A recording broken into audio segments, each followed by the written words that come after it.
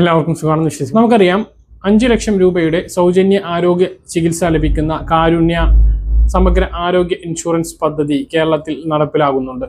എന്നാൽ ചുരുക്കം ചില ആളുകൾക്ക് മാത്രമാണ് ഇതിൻ്റെ ആനുകൂല്യം ലഭിക്കുന്നത്.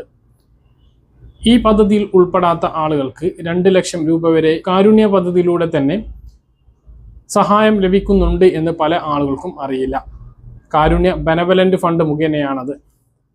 ഈ പദ്ധതി പ്രകാരം കാസ്പ് കാർഡ് ഇല്ലാത്തവർക്കും കേന്ദ്ര സർക്കാരിൻ്റെ ആയുഷ്മാൻ ഭാരത് പദ്ധതിയിൽ ഉൾപ്പെടാത്ത ആളുകൾക്കുമാണ് സഹായം ലഭിക്കുന്നത്. വൃക്കരോഗികളാണ് എങ്കിൽ 3 ലക്ഷം രൂപയുടെ സഹായവും ലഭിക്കും. വർഷത്തിൽ ഒരു കുടുംബത്തിനാണ് ഈ ഒരു സഹായം ലഭിക്കുന്നത്. എന്നാൽ ഇത് വളരെ പരിമിതമാണ്. ഒരു കുടുംബത്തിൻ്റെ താളം തെറ്റിക്കുന്നത് പ്രതീക്ഷിതമായിട്ട് വരുന്ന രോഗങ്ങളും അപകടങ്ങളുണ്ടും ഒരു സാധാരണക്കാരൻ്റെ വീടിൻ്റെ സ്ഥിതി വളരെ മോശമാകാറുണ്ട്. ഈ ഒരു സാഹചര്യത്തിൽ നിരവധി വാഗ്ദാനങ്ങൾ നമ്മുടെ മുമ്പിൽ മുന്നോട്ട് വെച്ചിട്ടുണ്ട്. UDF ആണ് അധികാരത്തിൽ വരുന്നത് എങ്കിൽ 25 ലക്ഷം രൂപയുടെ ഉമ്മൻചാണ്ടി ആരോഗ്യ ഇൻഷുറൻസ് പദ്ധതിയും, LDF ആണ് അധികാരത്തിൽ വരുന്നത് എങ്കിൽ പരിധിയില്ലാതെ ആരോഗ്യ സുരക്ഷാ പദ്ധതിയും ഉണ്ടാകും എന്നാണ് രണ്ട് മുന്നണികളുടെ വാഗ്ദാനം. ആരാണ് വരിക എന്ന് നമുക്ക് അടുത്ത മാസം 4-ാം തീയതി വരെ കാത്തിരിക്കണം.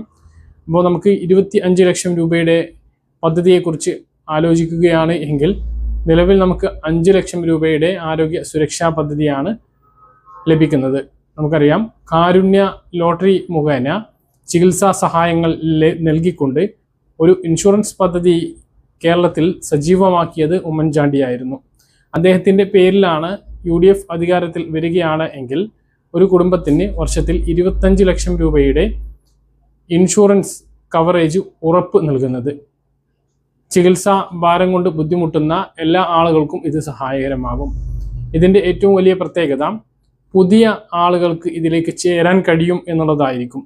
നിലവിൽ നമുക്കറിയാം, നിലവിലുള്ള പദ്ധതി പ്രകാരം പദ്ധതിയിൽ ഉള്ള ആളുകൾക്ക് മാത്രമാണ് ഇതിൻ്റെ സഹായം ലഭിക്കുന്നത്. ഇല്ലാത്തവർക്ക് കാരുണ്യ ബെനവലന്റ് ഫണ്ട് വഴി 2 ലക്ഷം രൂപയുടെ സഹായം ലഭിക്കുന്നു. അതിന് വാർഷിക വരുമാനം 3 ലക്ഷം രൂപയ്ക്ക് താഴെയാകണം. എന്നാൽ പുതിയ പദ്ധതി വരുമ്പോൾ പുതിയ അപേക്ഷകളും പുതുതായിട്ട് ചേരാനുള്ള അവസരം ഉണ്ടാകും എന്നാണ് നമുക്ക് ലഭിക്കുന്ന സൂചനകൾ.